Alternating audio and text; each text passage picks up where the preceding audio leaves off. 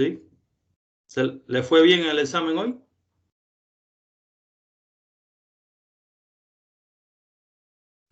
Con los que comenté, me dijeron que sí. Sí, profe, no fue bien. Qué bueno, me alegro mucho. ¿El tiempo? ¿Tuvieron problema con el tiempo? ¿Les dio bien el tiempo? Estuvo muy bien el tiempo. Ya. Sí, esta vez nos dio bien. Me alegro. Entonces, bueno, después de haberlo saludado, comenzamos la segunda parte de la clase de reparación de daño al ADN. Y ya está grabando la clase. Vamos a pasarla a las láminas, compartir las láminas para que puedan acceder al contenido. ¿Pueden ver bien las láminas ahí? Sí, profe. Ya. Ya. Entonces, nos habíamos quedado en este tipo de mecanismo de reparación de daño al ADN que consiste en aquellos mecanismos moleculares que existen en una célula para reparar la ruptura de doble cadena en el ADN. Y específicamente las causas que están asociadas a la ruptura de cadenas en el ADN, bueno, dentro de muchas se registran específicamente aquellas que tienen que se producen por el impacto de radiaciones ionizantes, incluyendo los rayos ultravioleta, por acción de determinados fármacos quimioterapéuticos, por ejemplo, para el tratamiento contra el cáncer, también se pueden llegar a producir este tipo de daño. Y todo aquello que puede producir en una célula daño oxidativo, es decir, desbalance alrededor que conlleva a incrementar la producción de especies reactivas del oxígeno y producir daño, reaccionar con el ADN y producir daño en la estructura del ADN de forma directa. También si hay algún tipo de error en la replicación o hay alguna brecha en una de las cadenas del ADN, en ese momento también puede actuar este mecanismo de reparación para resolver ese problema.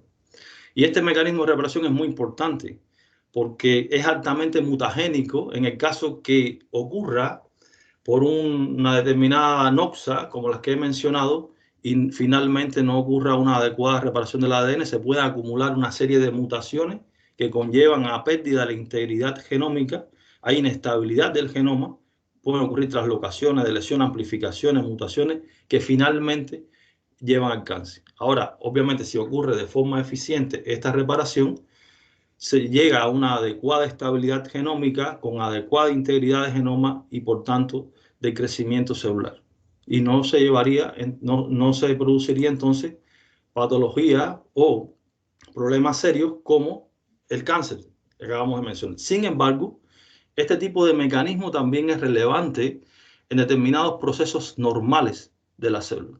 Por ejemplo, cuando hay cortes que son necesarios en el proceso de meiosis celular, que es un tipo de división celular que ustedes conocen, como muestra en la lámina, pero también hay determinados mecanismos de recombinación en las células linfoides que son los que permiten que se formen anticuerpos con una gran variabilidad de sitios para unirse a antígenos, tanto en anticuerpos como en receptores de células T.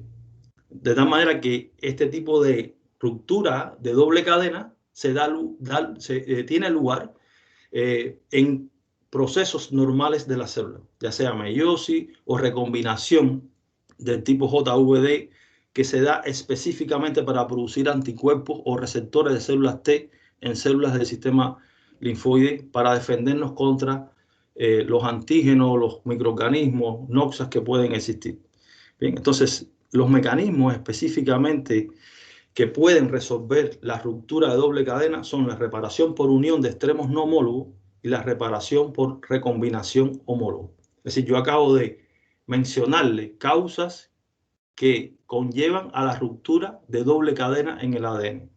Y le había dicho que hay causas que obviamente conllevan a procesos patológicos y que también dentro de algunos procesos normales de la célula puede haber este tipo de ruptura.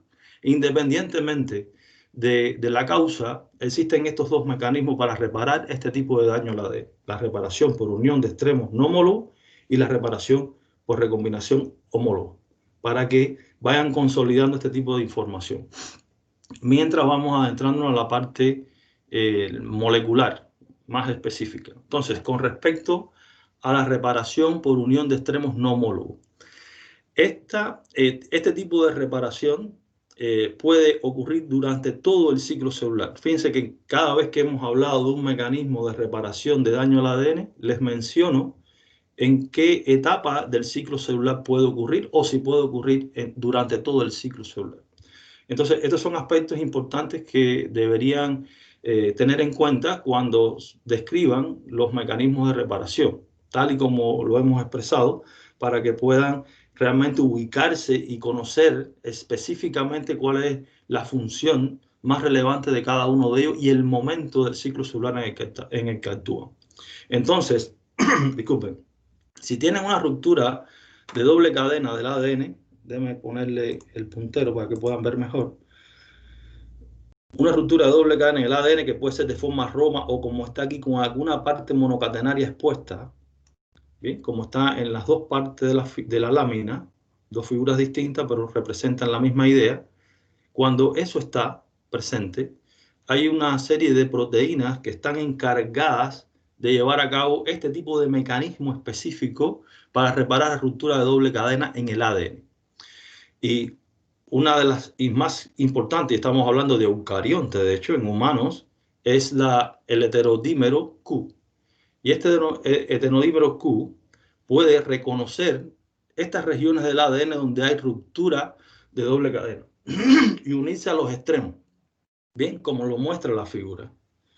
Y al unirse a los extremos, de hecho, él puede actuar como un sensor químico de la ruptura de doble cadena en el ADN. Y es muy importante su función, debido a que si no se repara este tipo de daño, ya hemos visto qué consecuencias puede traer, ¿verdad? Y una vez que se une el heterodímero Q a los extremos dañados de la forma que estoy representando, que de hecho pueden ser romos o con una parte monocatenaria más expuesta que la otra, cuando eso ocurre, se encarga de alinear los extremos donde ocurre la ruptura de doble cadena. Y en una combinación en la que actúa, de hecho, la polimerasa 1, que rellena la brecha que queda, y una combinación de endonucleasas que procesan los extremos estos que están con la parte monocatenaria expuesta, cuando actúa tanto la polimerasa 1 como las endonucleasas para poder llevar este tipo de, digamos, de falta de alineamiento entre las cadenas de ADN que están rotas, las dos al mismo tiempo, ocurre este proceso, una vez que se une la proteína Q, ocurre este proceso donde asiste la polimerasa 1 y también endonucleasas que procesan los segmentos que se han alineado. Es decir, los procesas o bien quitando una parte que sobra, de hecho este proceso puede ser mutagénico también, y pueden actuar tratando de pulir, digamos, entre comillas, los extremos que están alineados, y finalmente la polimerasa 1 puede venir a rellenar de forma complementaria los nucleótidos, los desoxirribonucleótidos que hacen falta para completar la brecha que ocurre. Y el sellado finalmente ocurre por la combinación de la acción específica de la ligasa 4 y también de la proteína XRCC4. De hecho, hay un complejo MR11 con 2 subunidades de la proteína MR11 más 2 subunidades de la proteína RAC50 que actúa en este proceso de tratamiento de los extremos para que finalmente actúe la polimerasa 1 y la ligasa 4 y cierre la brecha. Finalmente, después que esto ocurre, se separa primero la ligasa, el complejo que forma la ligasa 4 con la proteína XRCC4 y finalmente se desplaza el heterodímero Q y queda la cadena de la doble de ADN reparado. Este es el mecanismo específico por el cual puede repararse en eucarionte, en humanos de hecho, la ruptura de doble cadena a partir de la reparación por unión de extremos no homólogos, por esta combinación de proteínas que se unen en un mecanismo que finalmente dejan el ADN que está roto de forma transversal, que afecta a las dos cadenas al unísono, queda finalmente reparado, como pueden ver en la lámina. Y es a través de esta combinación de la acción de proteína, como había mencionado, con esta secuencia incluso que muestra la lámina y les he explicado. Entonces, de esta forma,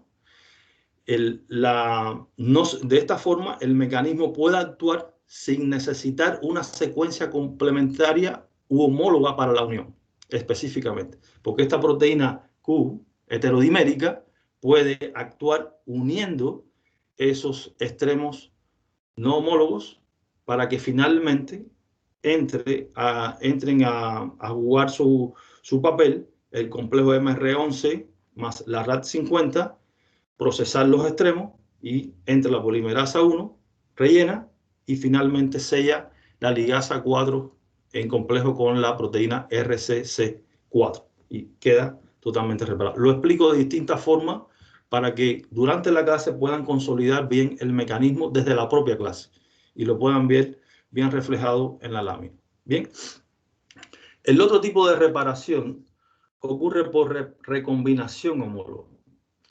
Y la recombinación homóloga se define de forma estricta, rigurosa, digamos, en bioquímica, como el intercambio de segmentos homólogos entre moléculas de ADN.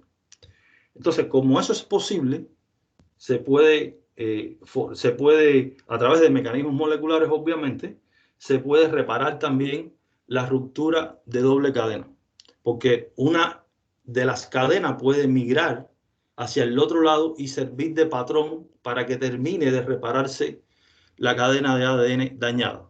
Por ejemplo, si ocurriera una ruptura de doble cadena, como ocurre en este caso, que está muestra la lámina, hay un reconocimiento del corte, obviamente, por un complejo enzimático formado por RAD50, MR11 y NBS1.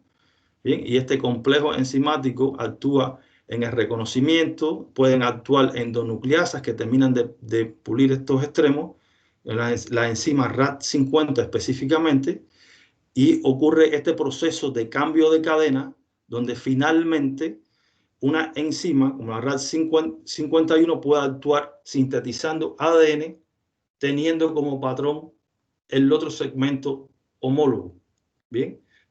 Que participa en ese intercambio de moléculas. De hecho, cuando hay una lesión en el ADN, como muestra la figura a la izquierda, ¿bien? Puede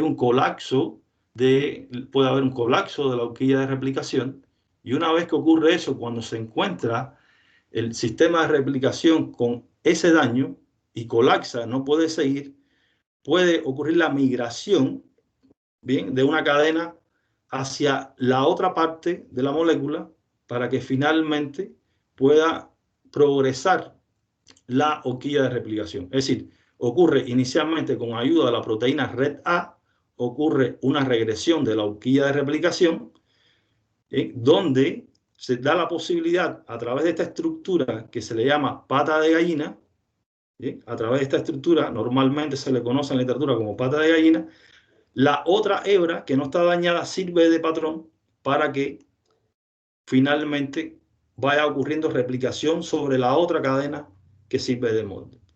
Y a través del complejo RUB-VAB puede ocurrir una migración de la rama en forma reversa y así finalmente continúa la migración más allá del lugar o el punto específico del ADN donde ocurre la lesión.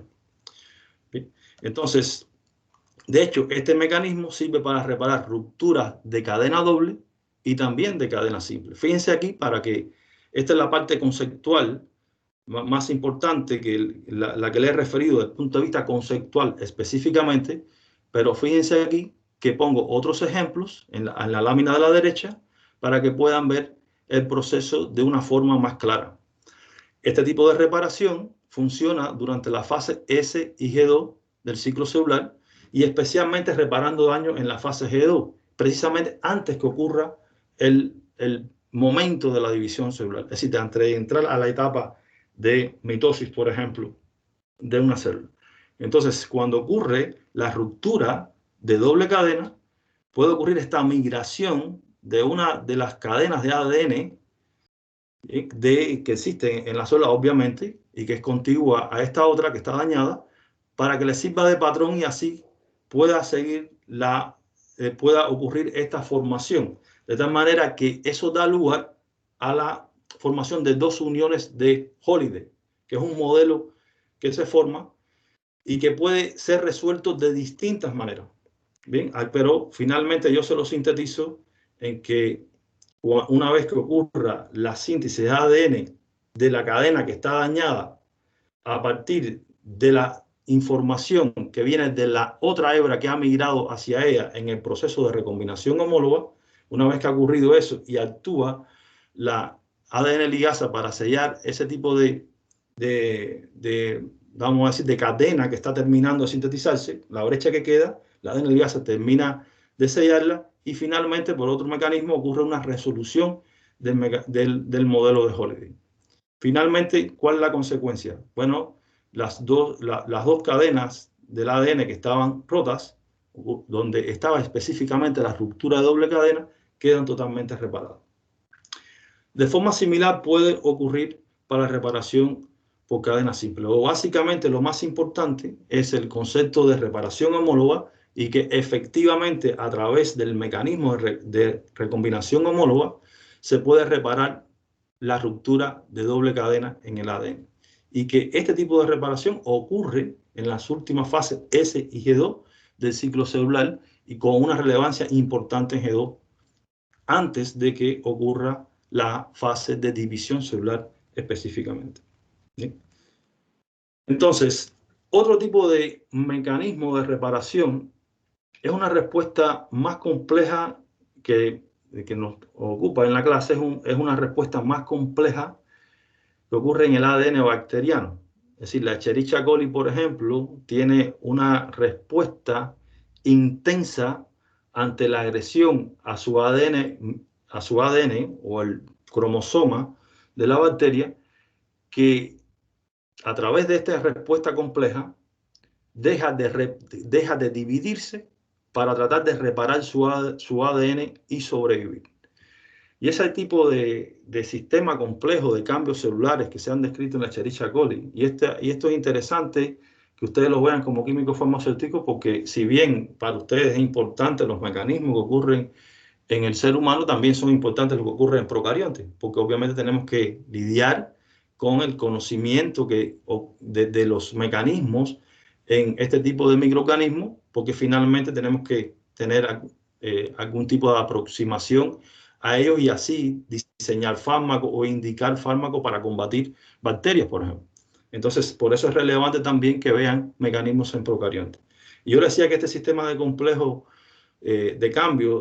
sistema complejo de cambios celulares, que es inducido ante daños al ADN bacteriano por cualquier causa como la radiación ultravioleta, agente alquilante, ese sistema permite que la Escherichia coli, por ejemplo, o las bacterias en general, detengan su proceso de división celular e intenten reparar su ADN. De tal manera que es un último intento para sobrevivir ante un daño de forma relevante al ADN y en el que ese recurso que utiliza pues trata de alguna forma seguir replicando el ADN bacteriano independientemente que el proceso de replicación y que está implicado con la respuesta SOS no sea muy fino. Es decir, hay errores en este proceso. Hay una tolerancia a errores y es un proceso mutagénico. Pero el propósito, en este caso, es tratar de garantizar la sobrevida celular. Es decir, que la bacteria finalmente sobreviva ante una agresión muy importante a su ADN.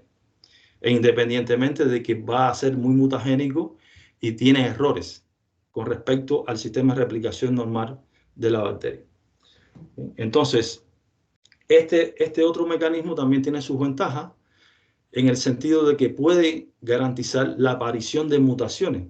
Y así hay mutaciones en las bacterias que le garantiza entonces algún tipo de resistencia. ¿Sí?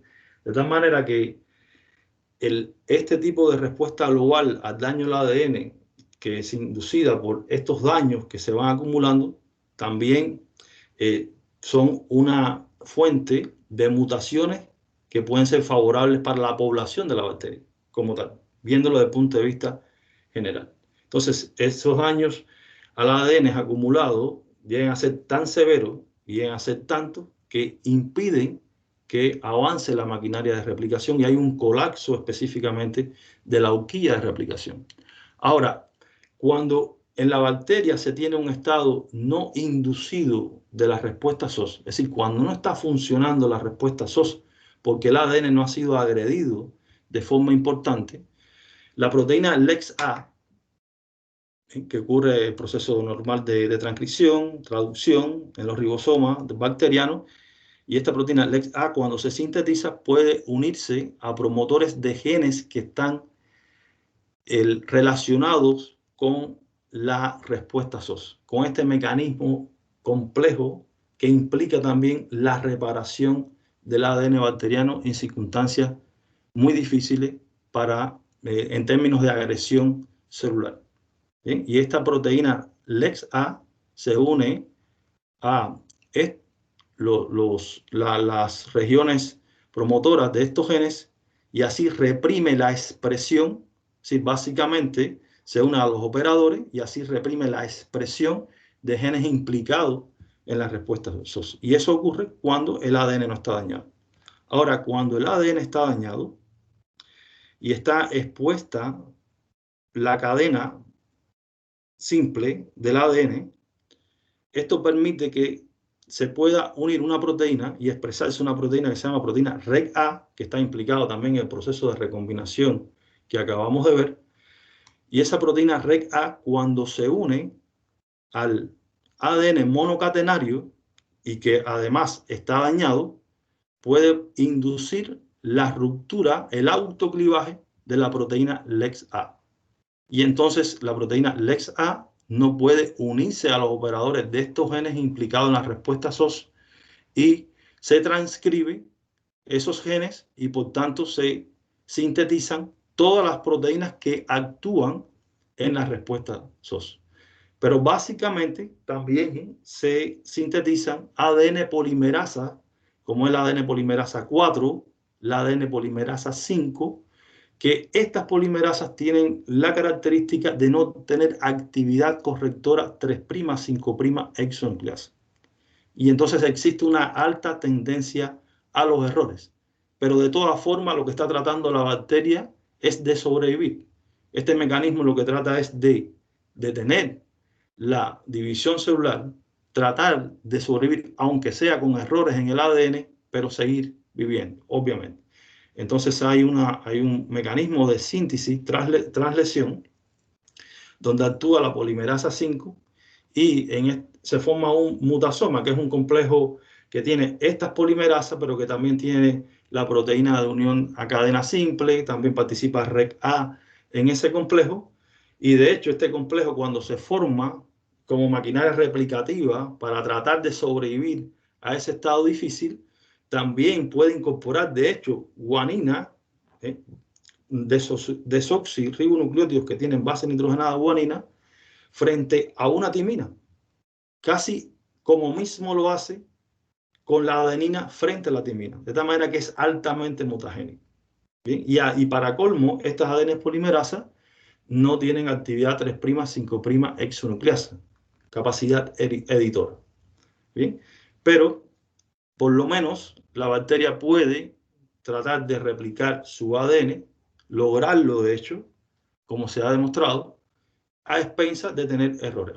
Tiene que tener el mecanismo, una tolerancia a errores y de sobrevivir finalmente, también siendo este proceso fuentes de mutaciones para exhibir determinada resistencia a fármacos o a tratamientos, por ejemplo. Y hasta ahí la respuesta SOS que se da específicamente en procariontes. El otro mecanismo de corrección de errores en el ADN que ustedes conocen ya es la actividad 3', 5' exonucleasa, pero de la polimerasa 1 y la polimerasa 3, que son las polimerasas canónicas normales en el proceso de replicación. Y era solamente a modo de recordatorio para que lo tengan en cuenta también como uno de los mecanismos que nos protegen del daño al ADN. Y ya esto obviamente ustedes lo han visto. Como pueden ver en la figura está la polimerasa 1, que tiene esta estructura y hay un dominio que tiene actividad 3', 5' exonucleasa.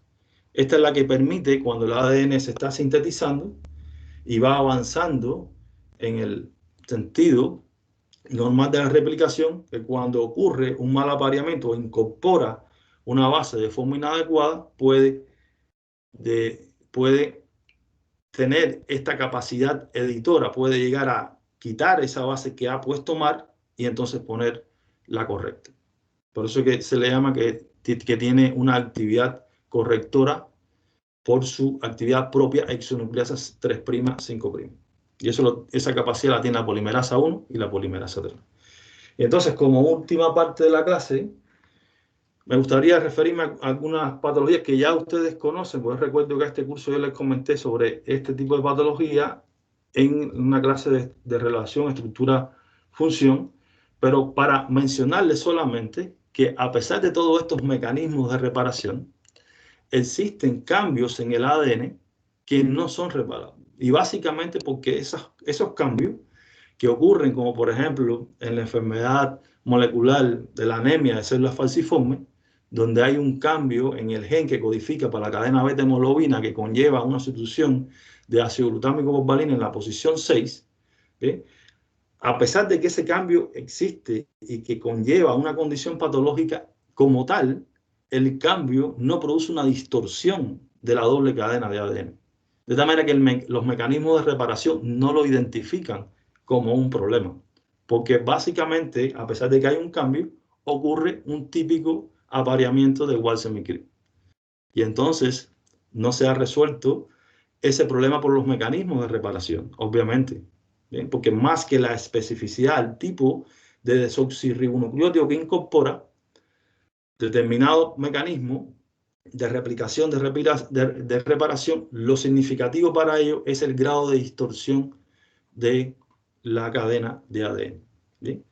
Y obviamente si se cambia en esta información que hay en el ADN normal, en el exón 6 de la cadena beta de la hemoglobina, que tiene citosina, timina por citosina, que conlleva un ARN. En el ARN, el codón de la posición 6 es guanina, adenina por guanina, dando ácido glutámico. Cuando se cambia timina por adenina, obviamente no hay un problema de apareamiento, por ejemplo.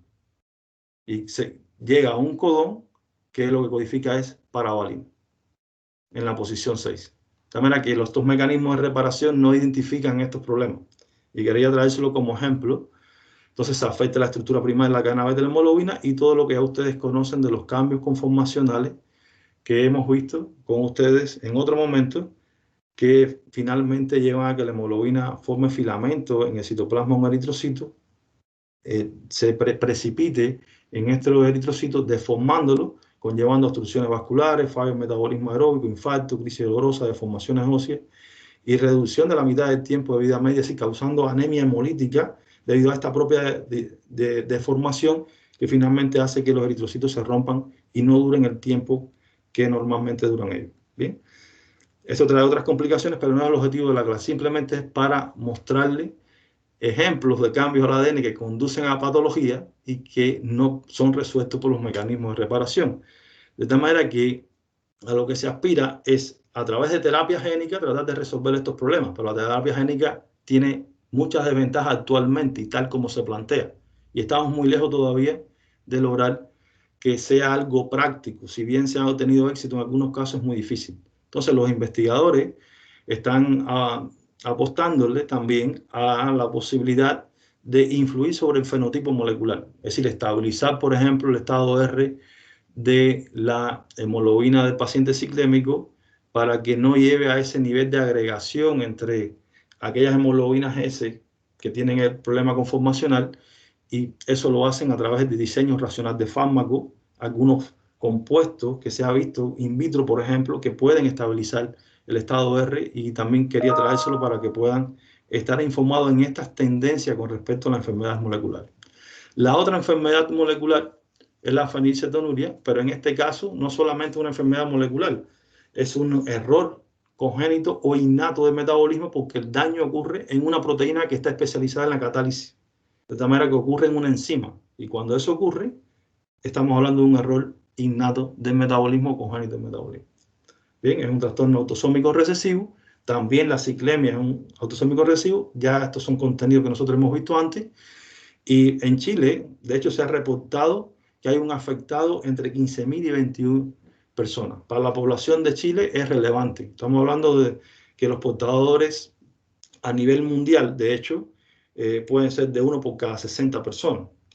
Y teniendo en cuenta las condiciones y el momento en que se ocurre este tipo de patología en la edad de un individuo, que es desde muy temprano, realmente es un problema de salud. Es importante tener un programa a nivel nacional para poder resolver estos problemas.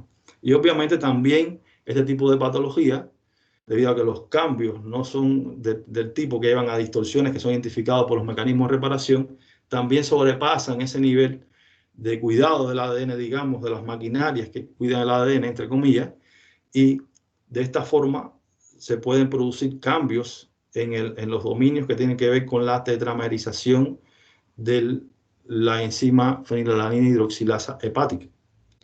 Y esto conlleva finalmente a que no pueda catalizar la reacción para la conversión de fenilalanina en tirosina mediante hidroxilación.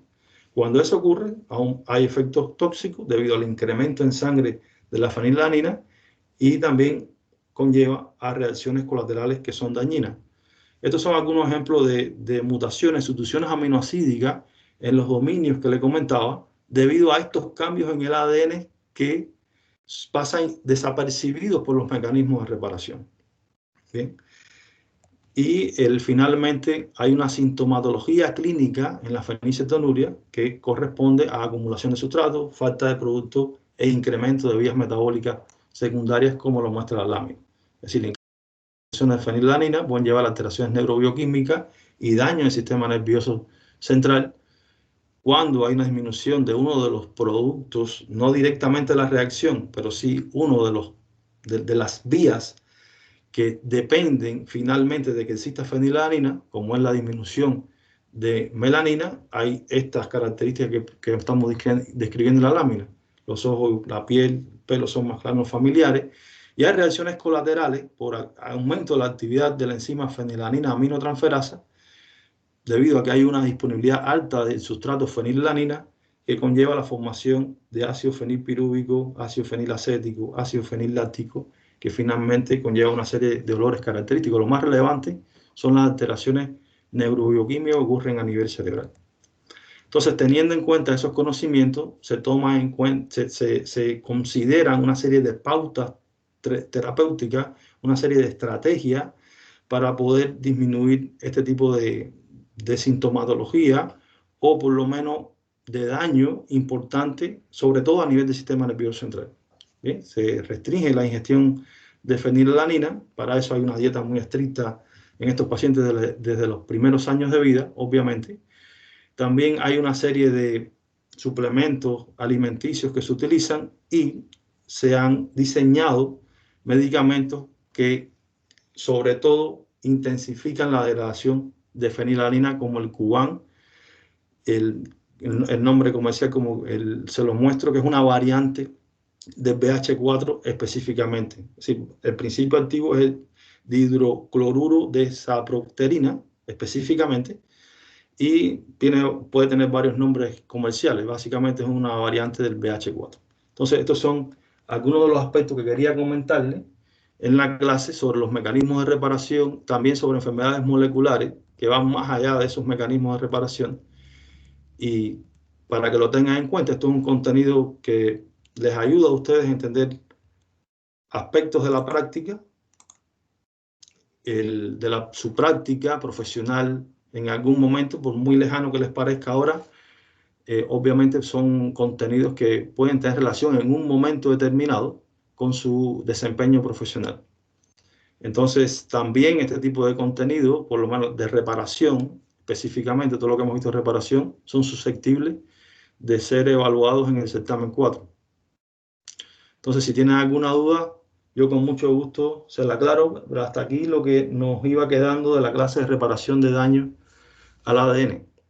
Estamos hablando que esto que hemos visto en este momento de reparación de daño al ADN, junto con lo que hemos visto en la primera parte, puede ir a evaluación en el certamen 4. Entonces, quiero enfatizar en eso para que no se queden con la idea que solamente esta última parte. ¿Alguna duda?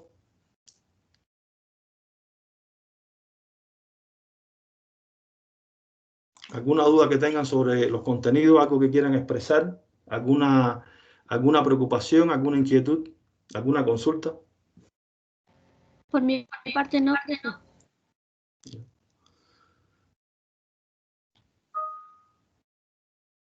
Ya. Entonces, damos por terminada la clase y quedo atento al correo electrónico que les he mostrado al final de la conferencia, y que estas láminas las voy a subir ahora mismo a la UCM virtual, a la plataforma, porque le añadí 2 láminas más. Creo que la había puesto anteriormente, pero ahora la voy a actualizar y la voy a colocar inmediatamente en la plataforma UCM virtual. Y quedo atento a través de ese correo, que ya ustedes lo conocen, y a través de la delegada del grupo también a cualquier otra consulta, tanto desde el punto de vista de los contenidos de la clase como desde el punto de vista de la coordinación del curso para cualquier actividad o cualquier preocupación, cualquier problema que exista. ¿Está bien? Muchas gracias por la asistencia. Que estén bien. Chao, profe, muchas gracias. Chao, que estén bien. Chao. Muchas gracias.